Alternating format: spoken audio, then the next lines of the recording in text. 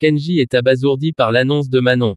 Il est papa. Kenji ne réalise pas. Patrick essaie de faire comprendre à Kenji qu'il a désormais la responsabilité dorénavant de rester en vie.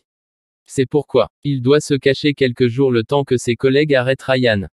Mais Kenji estime ne pas avoir de leçon à recevoir d'un policier. Le lendemain, à la demande du procureur Revel, Patrick se rend au commissariat. Xavier lui annonce que le bras droit de Ryan l'a identifié formellement comme étant le chauffeur du Go Fast. Patrick Nebou plaide sa bonne foi. Pendant ce temps, Babette entraîne Manon pour son entretien avec Laz, mais la jeune femme n'est pas concentrée.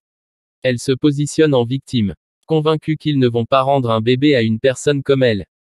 Babette pointe du doigt à Manon que c'est à cause d'elle qu'ils ne voient pas grandir leur fils qui est à Laz. Babette demande à Manon d'assumer ses bêtises. Patrick remercie Jean-Paul de ne pas l'avoir enfoncé devant Revel. Il veut lui livrer Ryan et la drogue du Go Fast. Patrick demande à Bauer de convaincre Revel de le laisser sortir. De son côté, Manon passe l'entretien avec Madame Lafarge. Mais elle se braque quand l'assistante sociale lui demande si elle souffre d'addiction. Manon pense que Madame Lafarge l'a cataloguée. Mais cette dernière lui assure qu'elle pose les mêmes questions à tout le monde. Manon estime que personne n'a le droit de lui dire si elle est une bonne ou une mauvaise mère et devient insultante.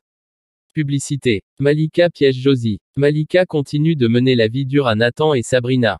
Nathan n'en peut plus. Il a commencé à regarder les petites annonces immobilières. Mais Sabrina ne veut pas quitter l'appartement tant qu'ils n'auront pas tout tenté.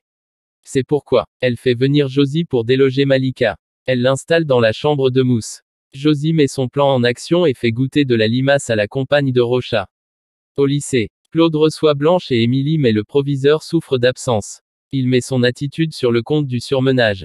À la coloc, Josie poursuit son plan et emprunte une tenue à Malika sous prétexte qu'elle n'a plus rien à se mettre.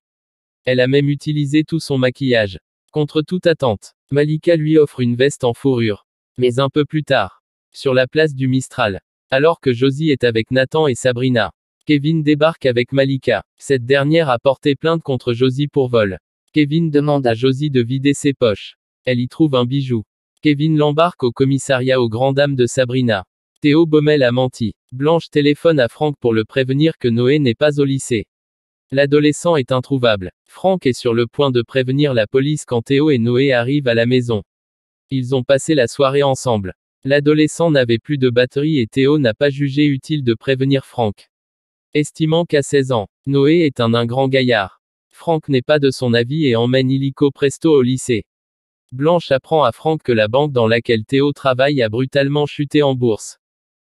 Franck retrouve Théo au Marcy et s'excuse d'avoir surréagi. Théo lui promet de ne plus faire de sortie en semaine avec Noé et de le prévenir à l'avenir. Franck est intrigué que Théo ne soit pas inquiet que sa banque ait plongé en bourse. Alors, il profite de l'absence du jeune homme pour scruter l'historique de son ordinateur. Théo consulte régulièrement le site du PMU Paris en ligne et poker. Franck téléphone ensuite à la BNIP, banque dans laquelle Théo est censé être trader. Il se fait passer pour un client de Théo. C'est ainsi qu'il découvre que le fils de Delphine ne fait pas partie des employés de la banque.